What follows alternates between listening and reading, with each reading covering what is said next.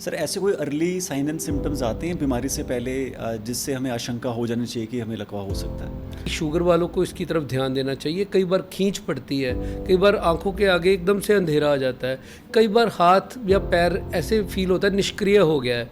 Sir आपने जो concept develop किया है, एक रोग एक दवा और एक समाधान, लकवा में ये कंसेप्ट कैसे वर्क करता है? इसमें आप कौन सी मेडिसिन देते हो पेशेंट को? लकवा में एक्चुअली एक रोग एक दवा एक समाधान, ये आयुर्वेद में ही संभव है।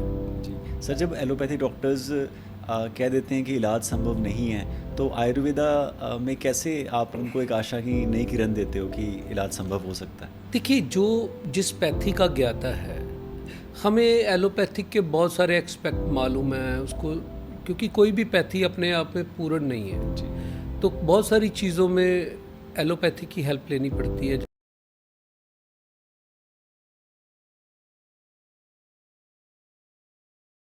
सर आयुर्वेद में लकवा को क्या कहा जाता है और ये किस दोष के असंतुलन से होता है? आयुर्वेद में लकवे को पक्षाघात बोला जाता है और ये कुपितवात के कारण अधिकतर होता है।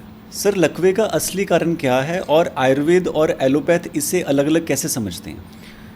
लकवे का जो असली कारण, जो मेन कारण तो बहुत सारे हो सकते हैं, लेकिन मेनली जो हमारे अंदर अगर एलोपैथिक के एक्सपेक्ट से देखें तो हमारे जो ऊपर नर्वस सिस्टम है जो हमारा पूरा, और जो हमारी ब्रेन की नर्व्स हैं उसमें क्लॉट, एक खून का थक्का बन जाता है कई बार, जिसको हम नॉन हेमरेजिक स्ट्रोक बोलते हैं। और कई बार ये नस फट भी जाती है, हमारी जो नर्व है वो फट जाती है, कई बार वहाँ ब्लीड हो जाता है, तो उसको हेमरेजिक स्ट्रोक भी बोलते हैं। और भी बहुत सारे कारण हो सकते हैं इसके, लेकिन आयुर्वेद की अगर दृष्टि से देखा जाए तो कुपितवात के कारण ऐसा होता है। वो कारण तो वही रहता है, लेकिन वात के कुपित होने से जो, क्योंकि वायु का प्रवाह अवरुद्ध हो जाता है ब्रेन में, मतलब जो वहाँ ब्लड सर्कुलेशन है वो अवरुद्ध हो जाता है, जिसके कारण से वो जो हमारा सीएनएस है, सेंट्रल नर्वस सिस्टम, और जो हमारी कोशिकाएं ब्रेन की, वो डैमेज, पहले वीक होती हैं फिर डैमेज होना शुरू हो जाती हैं, जिसके कारण से पक्षाघात होता है। सर ऐसे कोई अर्ली साइन एंड सिम्टम्स आते हैं बीमारी से पहले जिससे हमें आशंका हो जानी चाहिए कि हमें लकवा हो सकता है? बिल्कुल, जिसको हम ब्रेन का एंजाइना भी बोलते हैं। हार्ट का जैसे एंजाइना होता है वैसे ब्रेन का भी एंजाइना होता है। क्या होता है कि कई बार हमारा हाथ पैर सुन्न हो गया, हमने झटका तो ठीक हो गया, हम समझते हैं वैसे ही शायद हो गया, क्योंकि कई बार सुखासन में बैठते हैं तो तब भी ऐसा हो जाता है। लेकिन कई बार जब बार बार ऐसा होता है तो वो स्ट्रोक का लक्षण हो सकता है, क्योंकि मेनली शुगर वालों को इसकी तरफ ध्यान देना चाहिए। कई बार खींच पड़ती है, कई बार आंखों के आगे एकदम से अंधेरा आ जाता है, कई बार हाथ या पैर ऐसे फील होता है निष्क्रिय हो गया है, मतलब उसमें कई बार भारीपन आना शुरू हो जाता है। तो ऐसे सिम्टम्स को इग्नोर नहीं करना चाहिए, बीपी शुगर चेक करवा के किसी चिकित्सक के पास जाना चाहिए और अपना इलाज करवाना चाहिए। ये तो सर बीमारी होने से पहले के लक्षण हो गए। मान लो हमें कोई ऐसे संकेत मिलते हैं, बॉडी कोई ऐसे सिम्टम्स देती है कि आज वो देना शुरू कर रही है और हमें 2-3 साल बाद आके दिक्कत हो रही है। आप ठीक कह रहे हैं, ऐसा हो सकता है कि वो बहुत देर बाद जाके पक्षाघात के रूप में परिवर्तित हो, लेकिन ये इसमें देखना चाहिए कि कारण क्या है। डायग्नोस उसी वक्त होना चाहिए, क्योंकि अगर आपको ब्लड शुगर है, आपका बीपी हाई रहता है, तो हम सोच सकते हैं कि माइनर, कई बार वहाँ पे अगर सर्कुलेशन अवरुद्ध हुआ है या माइनर वहाँ पे छोटे छोटे खून के कई बार थक्के बन जाते हैं, तो वहाँ पे वो दिक्कत जाके जो मेजर बड़ी दिक्कत है आगे जाकर आती है। लेकिन हमें इग्नोर नहीं करना चाहिए, अपना डॉक्टर के पास, चिकित्सक के पास जाके अपना चेकअप ज़रूर करवाना चाहिए, क्योंकि जो मेन कॉज हैं लकवे के उनको ज़रूर देखना चाहिए, जैसे ब्लड प्रेशर, शुगर, इनको देखना चाहिए। जी सर, आयुर्वेद में हम सुनते हैं कि लक्षणों को दबाता नहीं आयुर्वेद, जड़ से समाधान करता है, तो लकवे के इलाज में ये कैसे होता है? लकवे के इलाज में एक्चुअली आयुर्वेद तो लक्षणों के ऊपर काम ही नहीं करता कभी। आयुर्वेद तो हमेशा जड़ के ऊपर काम करता है। ये नहीं है कि मॉडर्न सिस्टम में ये होता है कि इकोस्प्रिन की गोली दे दो और उसको दोबारा अटैक ना आए, लेकिन आयुर्वेद ऐसा नहीं देखता। आयुर्वेद को इकोस्प्रिन की ज़रूरत नहीं। आयुर्वेद कहता है कि जो रोग का कारण है उनकी तरफ ध्यान दो। अगर आपको कहीं जाकर के उच्च रक्तचाप, आपको ब्लड शुगर, आपको कोई लाइफस्टाइल डिजीज़ है उसको देखना है आपने, और आपको कोई डिप्रेशन, टेंशन, आपका वायु बहुत ज़्यादा ख़राब है शरीर का, आपके पेट में प्रॉब्लम्स है, क्योंकि बहुत सारी बीमारियां पेट के कारण होती हैं, तो आयुर्वेद हर चीज़ को देखता है, पूरे पेड़ को देखता है, उसकी अकेली पत्ते टहनी जैसे होती है ना पेड़ की अलग अलग शाखाएं, उसको नहीं देखता, वो जड़ को देखता है। क्योंकि अगर वात कुपित है तो केवल लकवा नहीं हो सकता, वो हार्ट अटैक भी हो सकता है। वो मतलब हार्ट अटैक भी एक जानलेवा रोग है।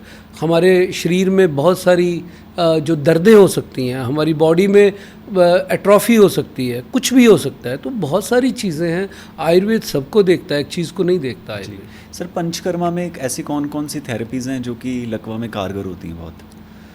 पंचकर्मा में जैसे स्नेहन करवाया जाता है, स्वेदन कराया जाता है।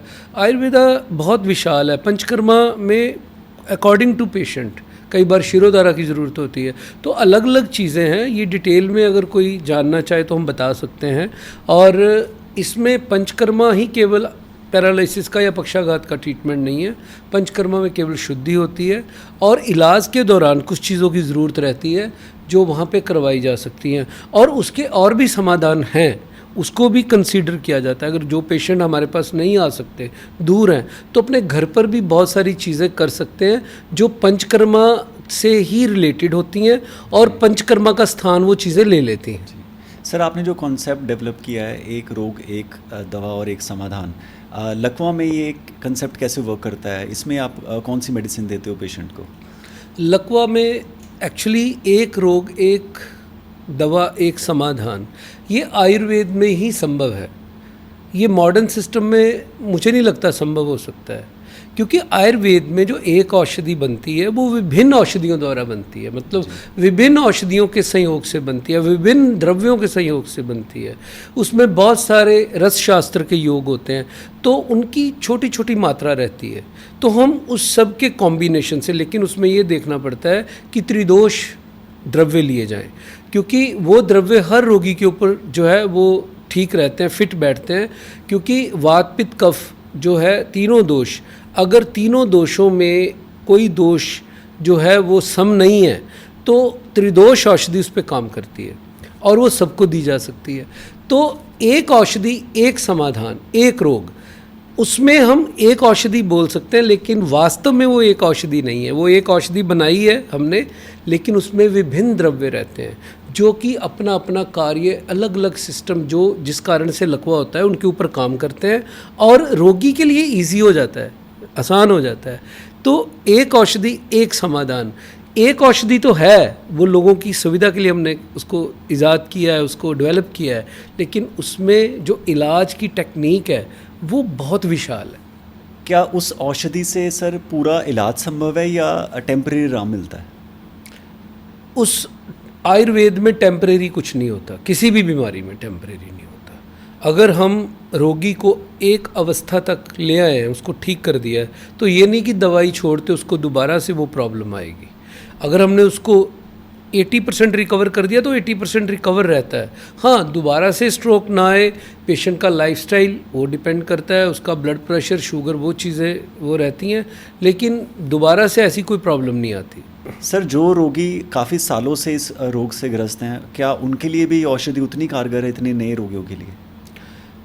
देखिए, नए रोगियों में एक पीरियड रहता है जिसको हम गोल्डन पीरियड बोलते हैं, वो 3 महीने का रहता है।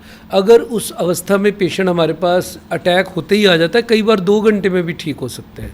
और कुछ अवस्था ऐसी होती हैं, जैसे पेशेंट अगर 1 हफ्ते बाद आया या 1 महीने बाद आया, तो अगर वो गोल्डन पीरियड 3 महीने 90 दिन के अंदर अंदर आ गया हमारे पास, तो उसका जो इलाज है, उसकी जो रिकवरी है, जो उसका आत्मनिर्भर, जो उसको हमारा बनाने का टारगेट रहता है, वो पेशेंट बहुत जल्दी से आत्मनिर्भर बन सकते हैं। लेकिन जो पेशेंट देर से आते हैं वो भी रिकवर होते हैं, ऐसा नहीं है कि वो रिकवर नहीं होते। 7-7 साल वाले पेशेंट, 10 साल वाले, अभी मेरे पास एक पेशेंट आया था 15 साल पुराना, तो उसमें भी मुझे संभावना थी कि ये 30% रिकवर हो जाएगा, और वो इतना परिवार वाले खुश हुए कि अगर 30% रिकवरी आ गई उसमें, तो वो अपना जो वॉशरूम में जाके अपना वहाँ पे अपना आप आत्मनिर्भरता से, मतलब किसी की सहारे की ज़रूरत उसको फिर नहीं रहेगी। तो ऐसा मतलब संभव है, लेकिन जितनी जल्दी पेशेंट आएगा उतना फास्ट और उतना ज़्यादा, मतलब वो 100% भी रिकवर हो सकते हैं। लेकिन जो देर से आएगा उसकी ज़िंदगी तो पक्का बदलेगी, लेकिन उसमें थोड़ा सा विलम्ब हो सकता है, लेकिन रिकवरी नज़र आती है पेशेंट को बाद में भी, मतलब 3 महीने के बाद आएगा तो उसको पता चलता है कि 1 महीने में मेरे अंदर ये सुधार आया है। जी सर, जब एलोपैथी डॉक्टर्स कह देते हैं कि इलाज संभव नहीं है, तो आयुर्वेदा में कैसे आप उनको एक आशा की नई किरण देते हो कि इलाज संभव हो सकता है? देखिए, जो जिस पैथी का ज्ञाता है, हमें एलोपैथिक के बहुत सारे एक्सपेक्ट मालूम है उसको, क्योंकि कोई भी पैथी अपने आप में पूर्ण नहीं है। जी तो बहुत सारी चीज़ों में एलोपैथी की हेल्प लेनी पड़ती है। जैसे अगर किसी का क्लॉट बहुत बड़ा हो गया, ब्रेन में ब्लीडिंग हो गई अंदर, तो उसका कई बार वहाँ से ब्लड निकालना पड़ता है, वो सर्जरी से ही संभव है। पहले लोग डेथ हो जाती थी पेशेंट की, सर्जरी की सुविधा नहीं थी, तो ज़्यादा ब्लीड हो गया, एक्सीडेंट हुआ, वहाँ पे नस फट गई, ब्रेन पूरा भर गया ब्लड से, तो अब वो ऐसा नहीं है। अब सर्जरी से उसको ब्लड को निकाला जा सकता है और पेशेंट को है जो नई ज़िंदगी मिल जाती है। आयुर्वेद में पहले सर्जरी होती थी, लेकिन आज वो बहुत विलम्ब से अभी नई नई चीज़ें फिर दोबारा से हो रही हैं, क्योंकि ध्यान नहीं दिया गया। पहले सर्जरी का आयुर्वेद ही जनक है। सुश्रुत जी ने पहली सर्जरी की और आज भी सुश्रुत जी के मार्गदर्शन से सब हो रहा है। लेकिन क्योंकि बजट नहीं दिया गया आयुर्वेद को, कई सालों, सैकड़ों सालों में आयुर्वेद अलोप होने की कगार पे आ गया था, तो अब सर्जरी का स्थान एलोपैथ ने ले लिया, मॉडर्न सिस्टम ने ले लिया। तो ये गलत नहीं है, लेकिन जो रिकवरी आयुर्वेद से ही पॉसिबल है। कारण उसका जो रिकवरी का है वो मैं आगे शायद आपके प्रश्न आएंगे उसमें मैं उसमें कवर करूँगा, क्योंकि सर्जरी अपनी जगह पे है, रिकवरी अपनी जगह पे है। सर्जरी के लिए अपने जो प्रक्रिया है उसकी, लेकिन इम्प्रूवमेंट की प्रक्रिया अपनी अलग स्थान से है, वो अलग उसके लिए जो औषधियों की ज़रूरत रहती है वो अलग से है, उसके बगैर इम्प्रूवमेंट नहीं आ सकता। सर, कहते हैं कि एलोपैथ सिर्फ शरीर पे काम करता है, पर आयुर्वेद शरीर, मन और आत्मा तीनों पे काम करता है। इसे थोड़ा एक्सप्लेन करेंगे कैसे होता है? आयुर्वेद शरीर, मन और आत्मा तीनों पे काम करता है, क्योंकि आयुर्वेद अध्यात्म भी है, आयुर्वेद इलाज भी है, आयुर्वेद मनोदिशा को ठीक करने का एक साधन भी है। जैसे मैं अगर कहूँ शरीर, तो शरीर में औषधियाँ काम करती हैं, औषधियों से हम शरीर को ठीक कर सकते हैं। मन, जब औषधि उसको ठीक कर देती है शरीर को, तो मन अपने आप प्रफुल्लित होता है। और मन विचलित ना हो, आयुर्वेद में उसके भी उपाय बताए गए हैं। बहुत सारे ऐसे मंत्र हैं जो मन को विचलित नहीं होने देते, आयुर्वेद में उनका उल्लेख है।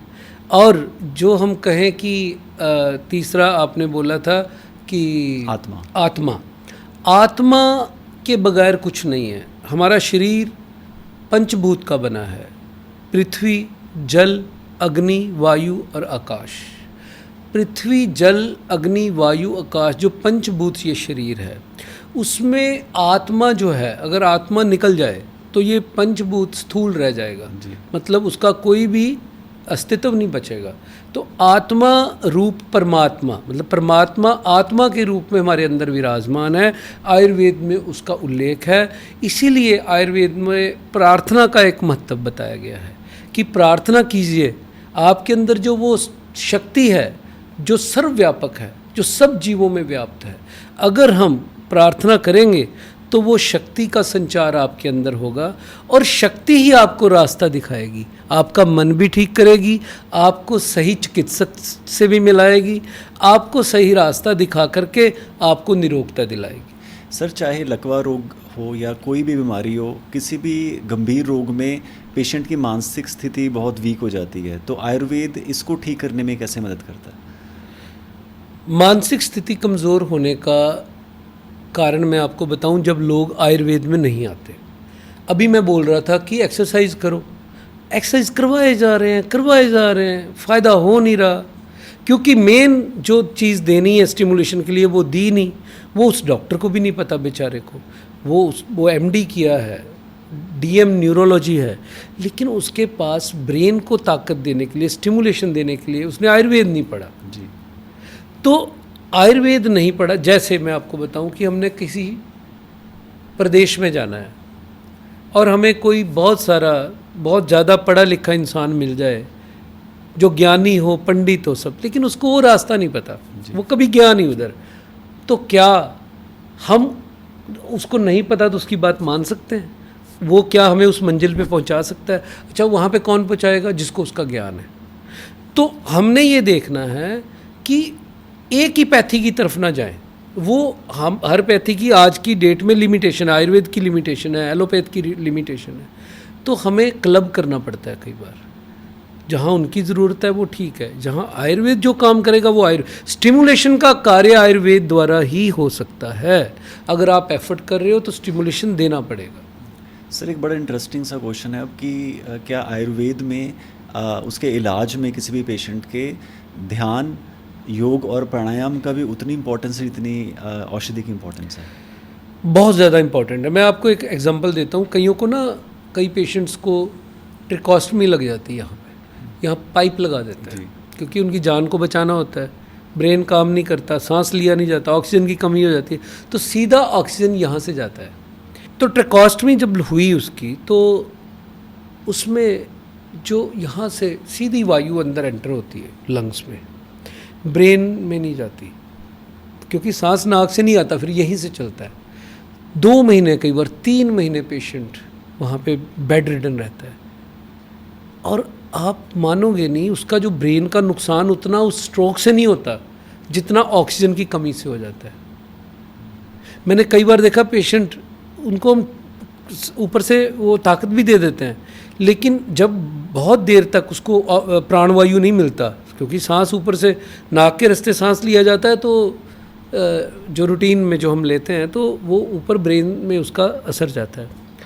तो वो पेशेंट ऐसे लगता है फिर जैसे शराब पी हुई है उन्होंने, वो ऐसे झूमते हुए चलते हैं। ब्रेन उनका वर्क करना कम कर देता है, उनको चक्कर आने शुरू हो जाते हैं, बहुत सारी मतलब उनको तकलीफ़ें जो उनकी बढ़ जाती हैं। फिर उनको प्राणायाम करवाया जाता है, अधिक से अधिक प्राणायाम, कि जो आपने वो लॉस किया था उस वक्त जी, क्योंकि उस वक्त आपकी जान बचाना ज़रूरी था डॉक्टर्स के लिए, तो आप अधिक से अधिक अनुलोम विलोम कीजिए, प्राणायाम कीजिए, साथ में औषधि खाइए, साथ में एक्सरसाइज कीजिए और साथ में प्रार्थना कीजिए। तो मैंने देखा कि उनकी ज़िंदगियां बदल जाती हैं रोगियों की। तो ये बहुत ज़रूरी है। सर, एक दिनचर्या और एक ऋतुचर्या, इन दोनों टर्म्स के बारे आप थोड़ा एलैबोरेट करेंगे, क्या है और इलाज में कैसे योगदान होता है इनका? देखो, दिनचर्या तो हमारा रूटीन जो लाइफस्टाइल है वो है, और ऋतुचर्या विभिन्न ऋतुओं में, जैसे हमारी 12 ऋतुएं हैं हिंदुस्तान में, तो विभिन्न ऋतुओं में विभिन्न प्रकार का खाना, जैसे कुछ ऐसे खाने हैं जिसमें जो वायुनाशक, किसी एक ऋतु में वो वायुनाशक है, कहीं एक ऋतु में वही कफ का कारण बनते हैं और वायु का कारण बनते हैं। ऐसे ही पित्तज के जो पित्त कारक चीज़ें हैं जो हम लेते हैं, तो वो विभिन्न ऋतुओं में उनका जो परिणाम है वो बदलते हैं। मतलब उनका जो असर है, वो जो कोई पित्त शामक है तो वो कई बार पित्त कारक बन जाती है।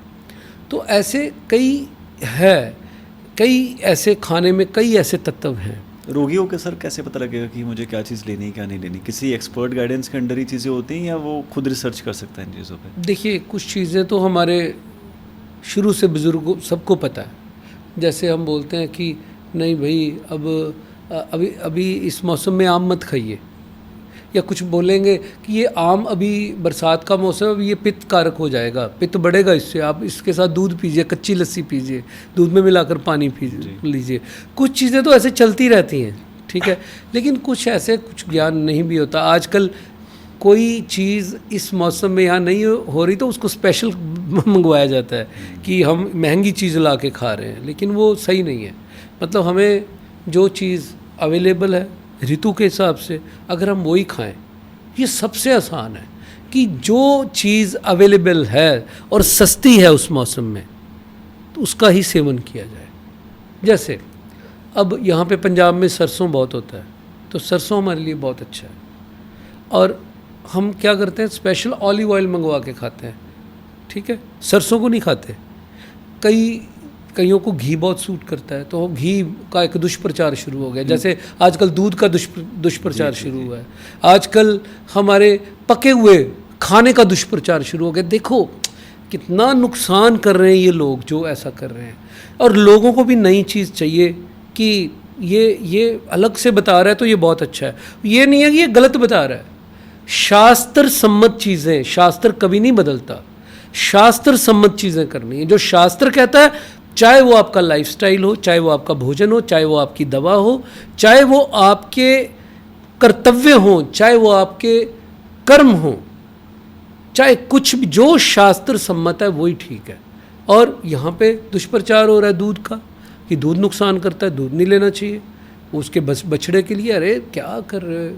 बछड़े की एक कैपेसिटी है, 20 लीटर गाय दूध दे रही है, बछड़ा 3 लीटर से ऊपर नहीं पी, 17 लीटर वो फेंकेगा। वो गाय हमारी माता है, उसका दूध कितना पौष्टिक है, हमारे चरक संहिता में लिखा है, सुश्रुत संहिता में लिखा है। हमारी शास्त्र तो पढ़ो आप, दूध क्या चीज़ है, कितनी बीमारियों को ठीक करने का एक नीर है, एक अमृत है। ऐसे ही पकी हुई चीज़ें, वायु बढ़ा हुआ है तो कह रहे हैं कच्चे फल खाओ, वो कच्ची सब्जियां खाओ, वायु और बढ़ जाएगा और नुकसान होगा उसका। अब वायु कारक, अगर किसी का वात खराब है तो उसको पकी हुई सब्जियों की ज़रूरत है। सर, जिसको नहीं पता मेरा वात खराब है और फिर भी खाई जा रहा है, वो कैसे पता लगेगा? तो ये आयुर्वेद किसी की जागीर नहीं है। आज सब कुछ अवेलेबल है गूगल पे, आप उस पर सर्च कीजिए कि वायु कारक भोजन कौन कौन से हैं और वायु के कारण कौन से रोग होते हैं। पर सर, अगर मुझे पता ही नहीं है मेरी तस्वीर क्या है या मेरी प्रकृति क्या है, तो ऐसे बहुत सारे वहाँ पे लक्षणों के आधार पे पता चलता है। अगर आप किसी का नाड़ी परीक्षण अपना नहीं करवा सकते तो ऐसे बहुत सारे लक्षण बताए गए हैं। वात रोग के क्या वायु की प्रकृति, जिसको वात प्रकृति का पुरुष है या स्त्री है, उसके क्या क्या लक्षण होते हैं, कफ प्रकृति वालों के क्या क्या लक्षण होते हैं, और ये जो पित्त प्रकृति है उसके क्या क्या लक्षण है, ये सब अवेलेबल है आज गूगल पे। और वो आयुर्वेद की बुक से वो उसको उठा करके वो बता देता है गूगल कि आप। सर, ऑनलाइन क्वेश्चनियर्स डाले हुए हैं कि कुछ 15-20 क्वेश्चन का आप जवाब वहाँ पे एंटर करो और वो बता देता है आपकी प्रकृति क्या है। क्या वो सही होता है? वो लगभग वहाँ पे हम पहुँच जाते हैं। अगर वो क्वेश्चन सही है तो हम 80-90% रोगी की उसकी प्रकृति का पता चल जाता है। तो वहाँ पे अगर आपको फिर भी डाउट है तो आप किसी आयुर्वेद के चिकित्सक के पास जा सकते हैं, हमारे संस्थान में आ सकते हैं, ठीक है। हमारे 4 संस्थान हैं, कहीं भी जा सकते हैं। तो आपको पता होना चाहिए अपनी प्रकृति का, क्योंकि प्रकृति से ही आप भोजन का चयन करते हैं, और भोजन का अगर वो चयन सही हो गया तो आप निरोग रह सकते हैं।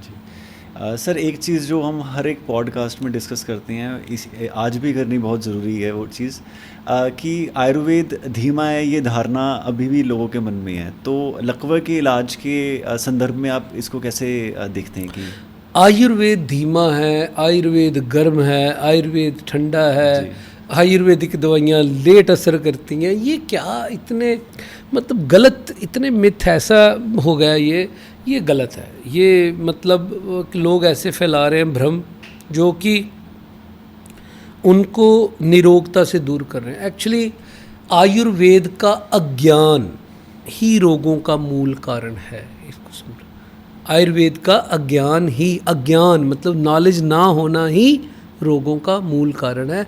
चाहे वो प्रकृति की नॉलेज ना हो, चाहे वो भोजन की नॉलेज ना हो, चाहे वो औषधियों का ज्ञान ना हो।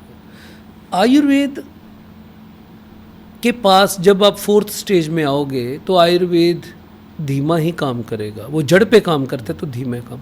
आयुर्वेद पे आप एक्यूट स्टेज में आ जाओगे, इनिशियल स्टेज में आ जाओगे तो आयुर्वेद बहुत तेज़ी से काम करेगा, और जड़ पे करेगा भी, जड़ पे और तेज़ी से काम करेगा। मतलब जैसे एलोपैथिक दवाएं दर्द की गोलियां असर करती हैं ना, ऐसे ही आयुर्वेद कोई कसर करेगा। और आयुर्वेद गर्म है, आयुर्वेद ये है, आयुर्वेद वो है, ये बहुत मतलब ऐसे मिथ है। इनके साइड इफ़ेक्ट्स होते हैं। देखो, आयुर्वेद में मेटल होते हैं। अरे मेटल को ऐसे किया जाता है कि पानी में तैरे। जो जैसे लोहा भस्म है, अबरक भस्म है, तांबे की भस्म है, चांदी की भस्म है, सोने की भस्म है, वो वारीतर होती है। जब वो भस्म रेखा पूर्ण हो, रेखा के अंदर हाथ की रेखाओं में समाए और वो पानी में तैरे, तो 1% भी नुकसान। और भी हैं आयुर्वेद में उसके पैरामीटर्स, ये मैं 2 बताए हैं। आयुर्वेद में विभिन्न पैरामीटर्स हैं, सब के ऊपर उनको जांचा परखा जाता है। और आज की डेट में उसको लैब टेस्ट से भी कि ये नुकसान ना करे बिल्कुल भी। और हमारे शरीर में भी तो सारी धातुएं हैं, और हमारे शरीर जब कमज़ोर होता है तो धातुओं की ही कमी होती है।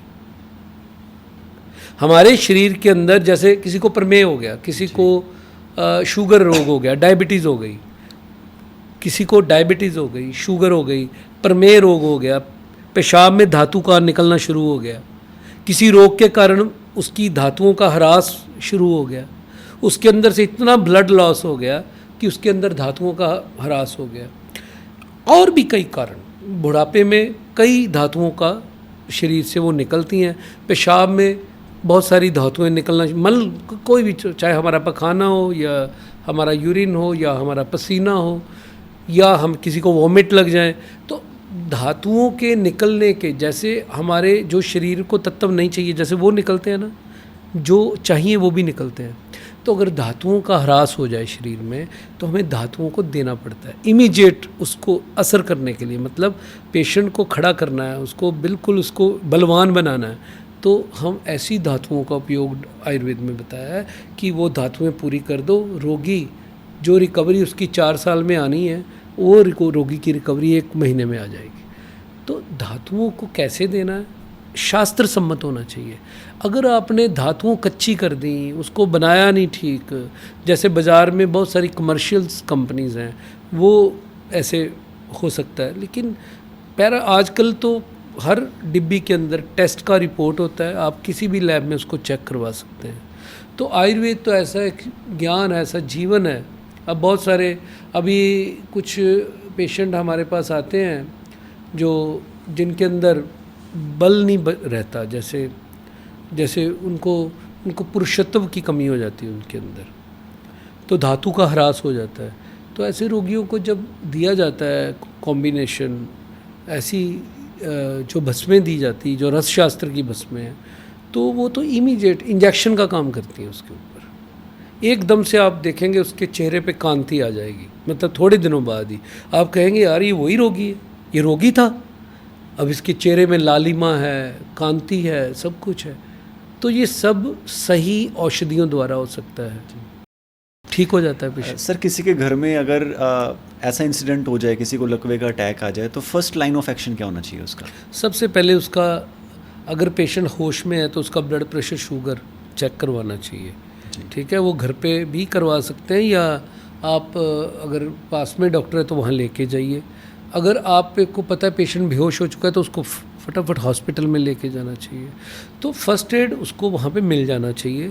और उसके बाद रिकवरी का जो काम है वो आयुर्वेद का है, वो रिकवरी आयुर्वेद से ही आएगी। उसको जो पूर्ण रूप से जो रिकवरी है वो आयुर्वेद से आएगी। तो उसको जल्द से जल्द जैसे ही हॉस्पिटल से डिस्चार्ज हो, अगर तो नॉन हेमरेजिक स्ट्रोक है, कुछ नहीं है, केवल क्लॉट बना ब्रेन में, तो उसको हॉस्पिटल की भी ज़रूरत नहीं है, फिर तो सीधा आयुर्वेद और एक्सरसाइज। लेकिन अगर उसको हैमरेज हो गया है, 2-4 दिन हॉस्पिटल में रखने की ज़रूरत है, तो वहाँ पे रह करके उसके बाद आयुर्वेद में आके उसको रिकवर पूरी तरह से हो सकता है। पर सर, चाहे हैमरेज हो चाहे इस्केमिक स्ट्रोक हो, एलोपैथिक डॉक्टर्स तो एक बार अगर पेशेंट को एडमिट कर लेते, वो नहीं जाने देते, तो रोगी क्या करे उस? तो कब तक रखेंगे वो? पर आप कहते हैं ना गोल्डन पीरियड है, उसको 72 घंटे के अंदर अंदर इलाज मिल जाए, पर वो नहीं पॉसिबल हो पाता। नहीं, गोल्डन पीरियड तो 90 दिन का रहता है। उसमें अगर पेशेंट आ जाता है तो रिकवरी के चांसेस बहुत होते हैं। 10 दिन बाद भी आ जाए तो कोई बात नहीं, लेकिन डॉक्टर को बहुत सारा लालच अगर कहीं है, 10 दिन रख लेगा, ज़्यादा दिन नहीं रख पाएगा वो। वैसे तो उनको नॉन हेमरेजिक स्ट्रोक में तो रखना भी नहीं चाहिए, और अगर हेमरेजिक है तो उसमें 24 से 72 घंटे पहले रखना पड़ता है। फिर उसके बाद भी उसको 2, 4, 10, 5 दिन रख सकते हैं, वो जो अमूमन जो जैसा हमने देखा है। लेकिन नॉन हेमरेजिक स्ट्रोक में वो ऐसा नहीं है, उसको ज़रूरत नहीं पड़ती, और उनको रखना भी नहीं चाहिए ऐसे पेशेंट। तो क्या ये क्लैरिटी डॉक्टर्स दे देते हैं उसी वक्त ही कि ये हेमरेजिक स्ट्रोक है, नॉन हेमरेजिक स्ट्रोक है, छुपाते हैं? ये डॉक्टर की अपनी मानसिकता के ऊपर, नियति के ऊपर और नीयत के ऊपर निर्भर करता है कि वो क्या, मतलब क्या सर्व कर रहा है, वो ईश्वर से डर रहा है कि नहीं डर रहा है।